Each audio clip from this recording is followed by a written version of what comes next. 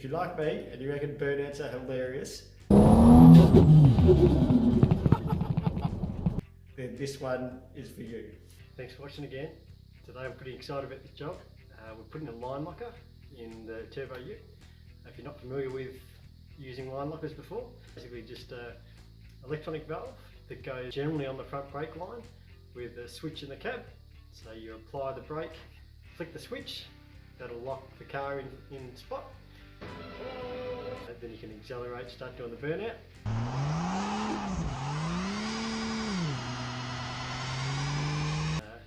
It's handy in a manual because you can go up the gearbox and the thing's still being held.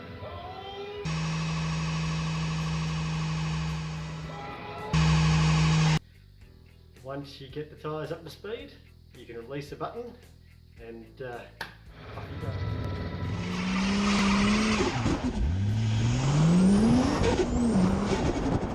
Now, I know these cars can easily do a burnout and override the pressure of the rear brake, but when you have the rear brake on, it's obviously just putting a lot of load on the driveline, unnecessary wear on the diff, the gearbox. It's just going to hopefully make things last a little bit longer and make it a bit easier on the motor. So the way I'm doing it today is a little bit different. I'm going to set it up on the rear brake line and just have a switch in the cab so I can switch it off and then still use the brake pedal as normal, whereas generally you just have it on a button to lock the front brakes on. When I was about 13, I used to get $50 lunch money to spend at the school tuck shop, and I saved it all up, and finally had enough money to go to the local wreck with my uncle. We bought a HQ ute, $350, and fixed it up, and he showed me how I could use lock and pliers to lock off the back brakes and it'd do heaps better burnouts. When I worked this out, I ran to the farmhouse and got my old grandma out the back paddock. Grand, come watch this. And I've just dumped it in second gear. The thing was grouse, it had no mufflers on it. And I was yelling out the window, Grand, is she smoking? And she's going, yeah, she's smoking. I don't think she was too impressed.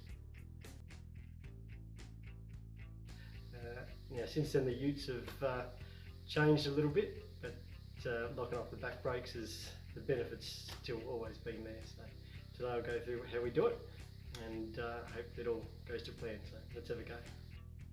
So pretty much all the lockers on the market now, they're all getting pretty fancy. So this thing here, it's got a one-way valve in it, and you can see, don't be seeing that light there, but it says master cylinder MC on one side, so that's designed to go towards the master cylinder on the front brake line. And with the one-way valve, you can pump the brake pedal. It's going to put pressure through there and stop it coming back, so it's going to lock the car in place. And if it does seep back past there, you can pump her up again, keep it locked in there.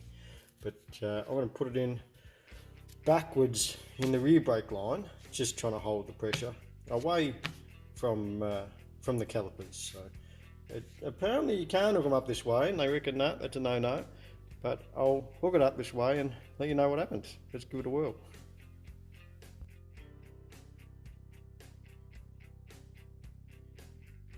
Alright, quick crash course in brake lines and fittings.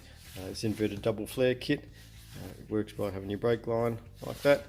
It's 2 steps, clamping it into that fitting, and then first squashing a flat base on there.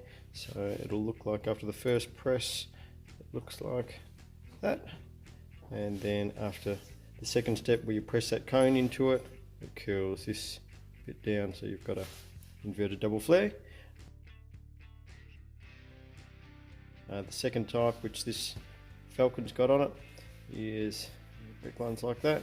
The bubble flare, where it presses a flat back onto a dome shaped head. Obviously the fluid goes out through there.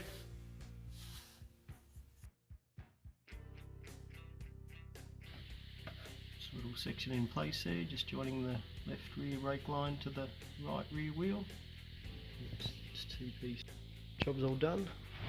One line's been removed and plugged from the rear brake, and the other one has a line locker installed in it just down under the car, and then T-pieced at the back.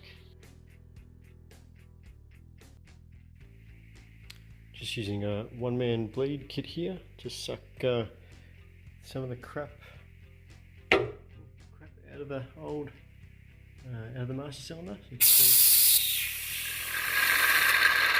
sucks it straight out, and then we'll put new fluid in it and go to each wheel and flush the system.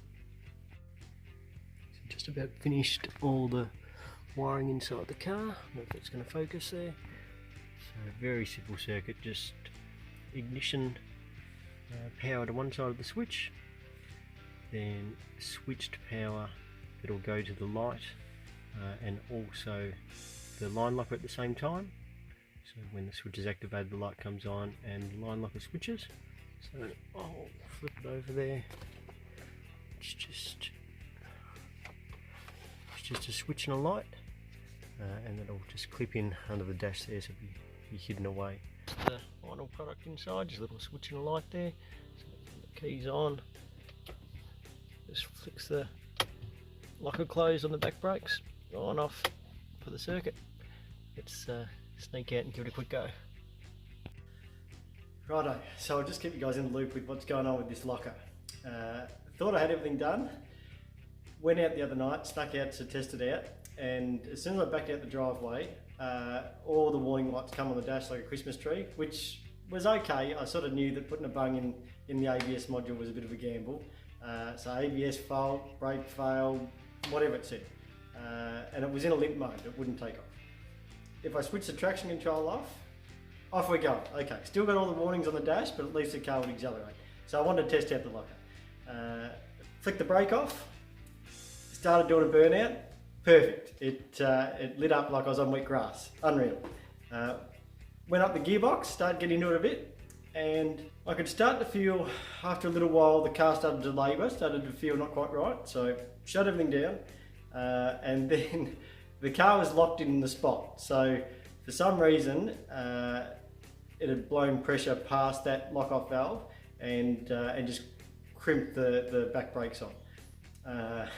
I had to get out there and bleed off a bit of pressure under the car just so I could get moving again, because no matter what I did with the switch, it was stuck in spot. So maybe when the pressure blew past that locker, somehow it stuffed the diaphragm in there or the valve, and it wouldn't release the brakes. So nursed the thing home, and it looks like we're back to the drawing board. So a bit of a fail. It started off doing a big burnout, unreal, all smiles, grinning over the steering wheel, but it ended with a lot of faults on the dash, locked rear brakes. The house smells like brakes and tyre. Anyway, I'll have to rethink this a little bit. Maybe they were onto something when they said, no, you can't install backwards on the back brakes. No, these are for the front brakes only. So in theory it would have worked, but it doesn't always work in practice. So I'm not giving up, but I'll just have to rethink it and have another go. Let's go back to the drawing board.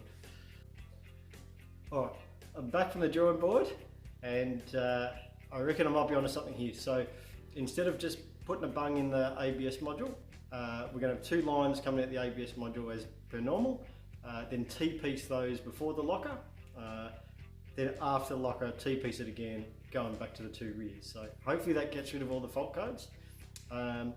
As far as the locker goes, I messaged nearly everyone that makes these things, Aeroflow, HM, B&M, Hurst. Everyone said no, you can't hook them up that way. No, I wasn't having that. I even had a few people tell me to put a tap on there. Tap's the only way to do it. The tap on the dash might look a bit dicky, but I was nearly going to go with the tap. I had a bit of a spot marked out where I could put the tap there, but finally someone got back to me and said, yeah, our setup will do it. Unfortunately, it's one of the more expensive kits, but I thought I'd come this far. Let's keep going. So I've got a different locker, then obviously T-pieced in and out. We'll put that in. A little bit more mucking around doing all the brake lines, and it mounts in different spots, so I've got to drill a few more holes. But we've got that, and then fingers crossed, that's going to get the result that I'm after.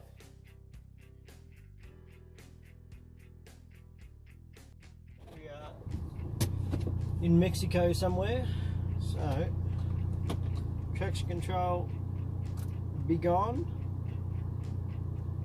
rear brakes be gone. Might put it into manual mode, is that sporty? Get onto the bitumen here, double check the Mexicans, left foot on the brake, It's about quarter throttle. No seconds. Do that.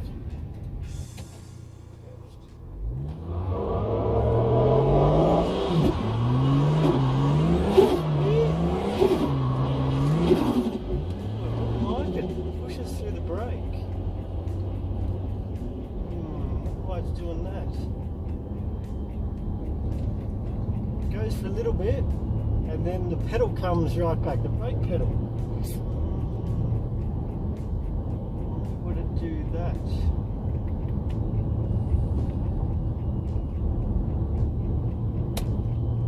Oh, well, bummer. Thumbs down from the second test. I think we're getting closer. At least the locker worked properly that time. Didn't leave me stranded. No warnings on the dash. That's all fine.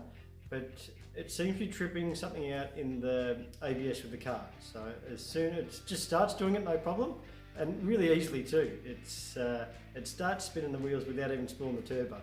Whereas before, with the rear brakes on, the car would groan, and then as soon as the turbo started to spool, it would override the back brakes and start doing a burnout. Whereas now, you can just accelerate, it'll spool. You actually have to grab another gear and get into it a little bit before the turbo will start to spool up, so it's doing it really effortlessly. But after a couple of seconds, it jumps off the brake and then jumps back on the brake again, so that the pedal just pumps. I'm not giving up. But it's battling me, this thing. It really doesn't want to do it. But I think the next trick is to probably just go for a quick drive pulling the ABS fuse and see if it's going to do it that way. If that's the case, I can rig up like a switch through the fuse box to just be able to switch the ABS off. Worst case scenario, look, I've still got a few more ideas anyway. So next step, let's do the fuse, the easy one, and then we'll go from there. So hopefully that sorts it out. Just tried to pull the ABS fuse. It came up with transmission fault and comms error. Okay, press select. Something's flashing. See if it'll do it now.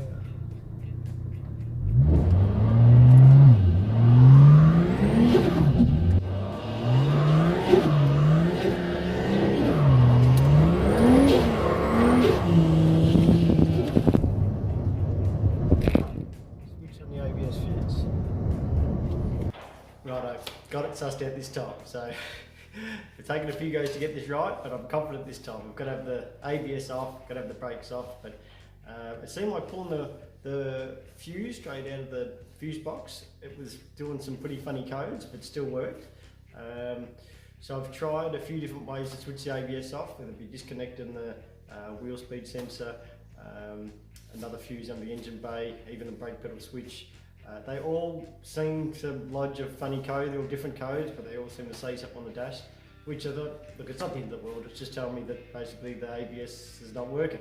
So I've just hooked up a relay to the switch that's already in there. So when you flick the switch, it does the light, does the locker, and does the ABS at the same time. So righto, now we're off. Last attempt. This one's going to work. Righto, take 3. I was pretty confident the last 2 times, but I reckon this one's going to work. Brakes off. Now we've got the ABS off. I might just try and drive this time, let it do what it wants to do.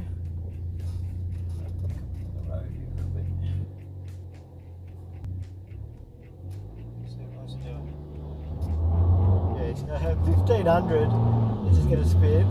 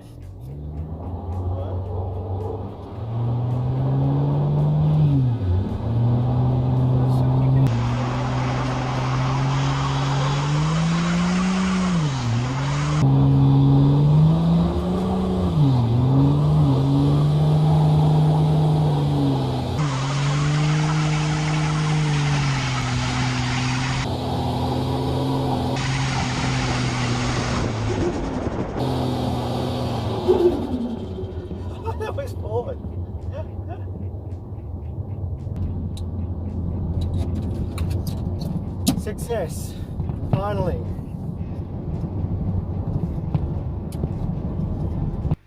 It works. Let's try something. I'm driving along, 50, brakes are off.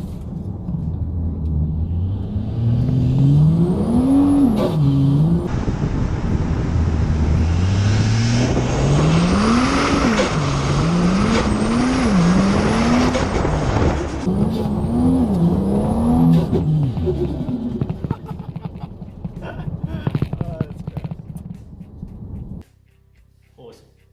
Such a relief to finally get that working. I planned on doing that job in an afternoon, and it certainly took a little bit longer than that. The whole way through this, a mate of mine that's got one of these that makes a fair bit of power, he's like, no, you don't need it, no, they're unreal without it. He sounds like a rotary when he's saying that. Since then, he's seen the difference with and without this locker, and he's just a bit like, a huge difference with the brake switched off. These things must be pretty rear brake biased, because the difference, even with 275s on dry bitumen road, it just doesn't even try. So I hope you've liked that. We've still got some cool jobs on the go at the moment, so stay tuned, and we'll keep you in the loop with the progress with this car. So thanks for watching.